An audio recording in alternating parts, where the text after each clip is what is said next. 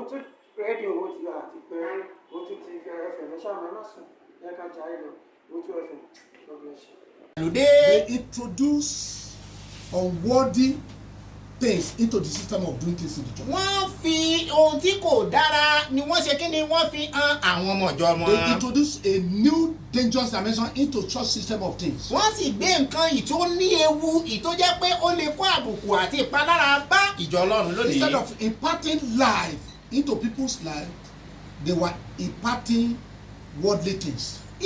Nínú ọgbà tó yẹ pé kí wọ́n ṣe kí ni kí wọ́n ṣe tó dára àti tó yẹ sínú ayé àwọn ènìyàn ṣùgbọ́n bẹ́ẹ̀ kọ́ ó ìdàkejì rẹ̀ ni wọ́n ṣe. When I say imparting life, I say fear. I mean fear of God into the people's life. Bí n bá sọ pé kí èèyàn fún yàn ní ìgbé ayé tó yẹ kó sínú ìyẹn pé mò ń sọ nípa ìbẹ̀rù Ọlọ́run kí wọ́n kọ́ wọn ní ìbẹ̀rù Ọlọ́run. You just have to impart holiness, fear of God into people's heart. Ó yẹ kí wọ́n kọ́ àwọn ọmọ ìjọ ní ìbẹ̀rù Olúwa àti ìgbé ayé ìwà mímọ́ ìtóṣe kókó. But they made the life of the youth so miserable. Ṣùgbọ́n wọ́n jẹ́ kí ìgbé ayé àwọn ọ̀dọ́ ìtójẹ́ pé kò ní ìtumọ̀.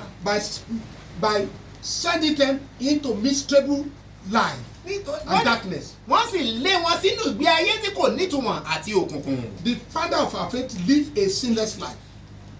Olùpilẹ̀ṣẹ̀ ìgbàgbọ́ àti aláṣepé ìgbàgbọ́ wa ó gbègbè ayé ìwà mímọ́ tó yè koro. Let me give you some of those things that is going on in the church today. Ẹ jẹ́ kí n sọ àwọn nǹkan kankan ìtó ń lọ nínú ìjọ Ọlọ́run fún yín lónìí. The bishop of our time, the pastor, the evangelist, the reverend father. Àwọn olùdájọ́ sílẹ̀ bíṣọ́ọ̀bù pásítọ̀ àti bẹ́ẹ̀ bẹ́ẹ̀ lọ. They introduce unworthy and questionable and dishonoring method into the church system of things. Wọ́n gbé ìgbé ohun tí kò dára ìtójẹ́ kò bu ọlá bẹ́ẹ̀ sì ni ìtójẹ́ pé kò tún ṣe bí ìbéèrè ìtójẹ́ pé kò bu ọlá fún ènìyàn àti ìpele tí kò dára. They make the gospel too academic. Wọ́n jẹ́ kí ìyìn rere kó jẹ́ pé wọ́n ti gbé ìwé wọ̀. They make the gospel but not Jesus Christ. Ìwé wọ́n ti gbé ìwé wọ̀ ìyìn rere Olódùmarè wọ́n ti gbé ìgbé ayé ìwé wọ̀. Where are we going? Ibo gan ni à ń lọ. Where are we going? Ibo là ń lọ. Look at the way they live their life. Ẹ wo bí wọ́n ṣe ń gbègbè ayé wọn. I mean the pastors of Nigeria. Wọ́n bàbá ń sọ nípa àwọn olùṣọ́ àgùntàn orílẹ̀-èdè Nàìjíríà olùṣọ́ àgùntàn They ìgbàlódé. live like king. Wọ́n ń gbègbè ayé wọn bí ọba. And they thought they were serving God. Wọ́n ní ẹ̀rù pé àwọn ń sin Ọlọ́run alààyè. The way I manage the so-called men of God are preaching the gospel of God today is not public. Ìgbé ayé àti bí wọ́n ṣe ń sọ̀rọ̀ Ọlọ́run kò jẹ́ ìtó bá Bíbélì mu. It's very very unworthy. Ó jẹ́ ìtó jẹ́ pé kò bu ọlá ìtó sì tàbùkù. Very very questionable. Ìtó dẹ̀ jẹ́ pé ó yẹ kí a máa bi wọ́n Very léèrè. very dishonoring. Ìtó jẹ́ pé kò bu ọlá àti ẹ̀yẹ. Falling to church holy calling. Irú bákan náà ni wípé kò jẹ́ ìyọ̀nà tí a fi It's pé very Ọlọ́run. very alien to God's mind. Ó jẹ́ ìtó jẹ́ pé kò bu ọlá bẹ́ẹ̀ sì tó tàbùkù I tí want Ọlọ́run to kò declare fẹ́ràn. is anti-scriptural. Ó jẹ́ ìgbé ayé tó tako ọ̀rọ̀ It's Ọlọ́run. anti-historical. Ó jẹ́ ìgbé ayé tó tako Bíbélì àti ẹ̀sìn rẹ̀. Anti-spiritual. Ìtó jẹ́ kó tako ti ẹ̀mẹ́. Báwo yẹn ṣe máa sọ pé pásítọ̀ ló tó máa gẹ punk sórí? How we say you are a pastor and give all the punk style? Báwo ló ṣe máa sọ pé pásítọ̀ ni ẹ tó máa gẹ punk sórí? How will you say you are a pastor and you give all the punk Báwo ló ṣe style? máa sọ pé pásítọ̀ ni ẹ tó àwọn ọmọ ìjọ hate yẹ instead of Christ Jesus? How will you say you are a pastor, the brethren we are hailing you instead of Jesus? And the matter the pastor they manipulated the gospel. Àwọn olùṣọ́ àgùntàn ìgbàlódé wọ́n ti sọ ìyìn rere di àdàmọ̀dì. They polluted everything. Wọ́n ti mú gbogbo rẹ̀, wọ́n ti bàjẹ́, wọ́n ti sọ And I be ìjọba. declare today are Bible robbers. Wọ́n ní ẹ̀jẹ̀ mẹ́rin tó kódó ọ̀rọ̀ fún wa wípé ajagunjalè Bíbélì ni wọ́n. Adigunjalè Bíbélì ni They wọ́n. are Bible robbers. Adigunjalè Bíbélì ni They wọ́n. remove from God's word.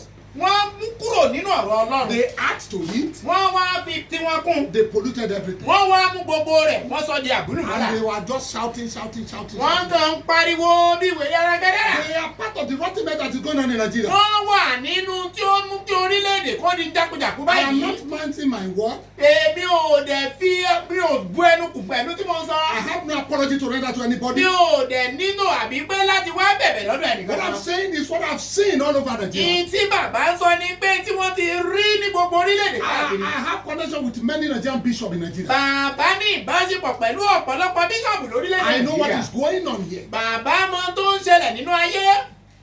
They added to God's word. Wọ́n ti fi kún ọ̀rọ̀ Ọlọ́run. And they removed and stole God's word wọ́n dẹ̀ mú kúrò wọ́n dẹ̀ tún jí They nínú ọ̀rọ̀ náà. manipulated God's words. wọ́n wá mú gbogbo rẹ̀ wọ́n sọ di They àmúlùmọ́lá. polluted everything. wọ́n bà gbogbo rẹ̀ jẹ́. They are Bible robbers. wọ́n jẹ́ adigunjalè bíbélì. And people were shouting.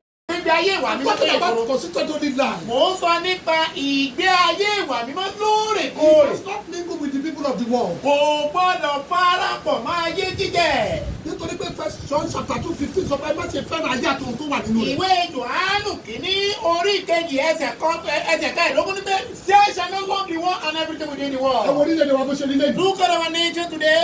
Ṣé àwọn pásọ̀ lè sọ̀rọ̀ mọ́ ni? Do the pastors say Àwọn anything báwo yẹn today? ṣe ń ṣépè fún Tinubu àtàwọn pásọ̀ tó sọ̀kọ̀tà See the way they are cursing Tinubu Because and they the believe man that of pásọ̀ God. they were so corrupt. Nítorí pé wọ́n gbà wípé àwọn ajíhìnrere pásọ̀ orílẹ̀-èdè Nàìjíríà wọ́n ti bàjẹ́. Nigeria believed and appreciated Nigerian pastors they were so corrupt. Àwọn ọmọ Nàìjíríà yìí tó jẹ́ pé ìdájà bí ọ̀pọ̀ wọn ni wọ́n gbàgbọ́ wípé ọ̀pọ̀lọpọ̀ olùṣọ́ àgùntàn orílẹ̀ Nàìjíríà Ṣé bó ṣe yẹ kó máa lọ lélẹ̀ yìí? Is it how it's supposed to be Ẹ wo going? orílẹ̀-èdè wa bó ṣe bàjẹ́ Look lónìí. our nation how it's going Ìlú tí today. àwọn pásọ̀ wòlíì gbogbo wọn wà níbẹ̀. Whereby the pastor, the prophet, the fire we are in. Today our people are suffering. Lónìí àwọn ènìyàn wa ìyà ń jẹ Èmi wọ́n. sọ fún yín ẹ̀yin ọmọ Ọlọ́run. Our father is telling children of God. Ta ni bishop yẹn ní Nàìjíríà tó fẹ́ confront Tinubu lẹ́yìn? Who is the bishop in Nigeria I want to confront We are Tinubu? looking for somebody like Elijah. À ń wá ẹnìkan tó dàbí Elijah. Elijah confronted King Ahab. Elijah ó sì dojúkọ Telling him Áhábù. you are the troubler of Israel. Ó ní ìwọ ló ń yọ Ísírẹ́lì I lẹ́nu. can boldly declare Bàbá lè sọ ní gbangba yàyà pé Tinubu is the troubler of Nigerian nation. ìgbé Tinubu ló yọ orílẹ̀-èdè Nàìjíríà wẹ̀ lẹ́nu. Is the problem of Nigerian nation. Ó ní ìṣòro orílẹ̀-èdè Nàìjíríà. Did Adeboye say that? Ìjẹ́ Adébóyè lè sọrú He èyí. will never do that. Kò ní ṣerú ẹ̀ o. This is a man who protested during the time of Jonathan. Ẹni tó yẹ pé nígbà ayé Jonathan tí wọ́n ń gbé mọ́ra ń gbà náà.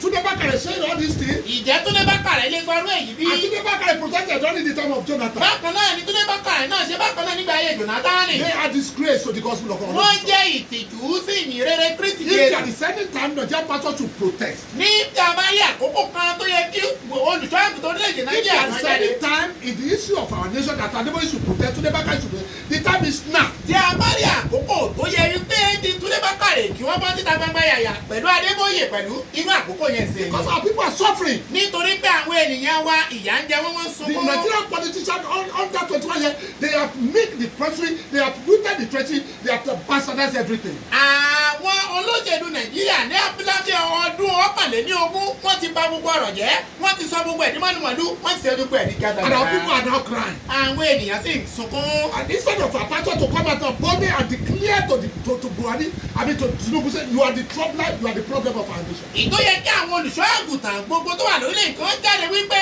Tinubu ìwọ ló ń yọ orílẹ̀-èdè Nàìjíríà Àbọ̀ tí lẹ́nu. wàá kọ́ ni Tinubu fi rọ́nà kásọ̀ fún àwọn bishop tó ń support him. Is it not in our own faith we say the Tinubu that gave them the counsel?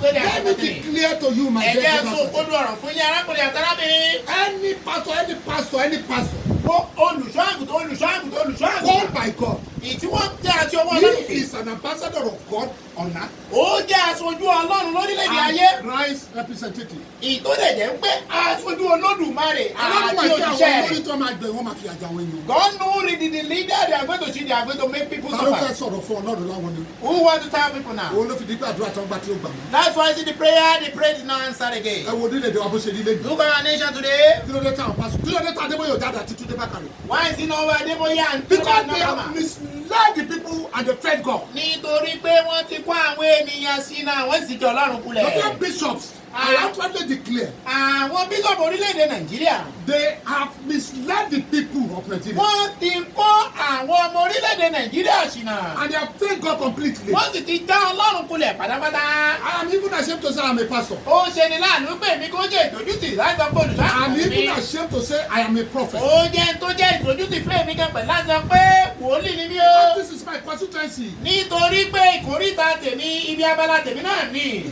I'm part of them. Ara wọn náà lèmi náà pẹ̀lú. But we keep on talking. Ṣùgbọ́n síbẹ̀ náà àṣà ń sọ a sì máa In sọ. my prophecy of 2021, Nínú àsọtẹ́lẹ̀ bàbá ní 2021. I declare publicly, Bàbá ń sọ ní gbangba and yàyà. it was published by National Daily, Bákan náà ni àtẹ̀jáde láti National Daily it's not in the newspaper. mindset of God for Tinubu to rule Nigeria. Ìpè kò sí nínú èròǹgbà Ọlọ́run fún Tinubu láti darí orílẹ̀-èdè Nàìjíríà. But if he possibly rig the election, Bí ó bá ṣe wá jẹ́ pé ó ń ṣe màgòmágó láti gba ipò there náà. will be chaos all over Nigeria.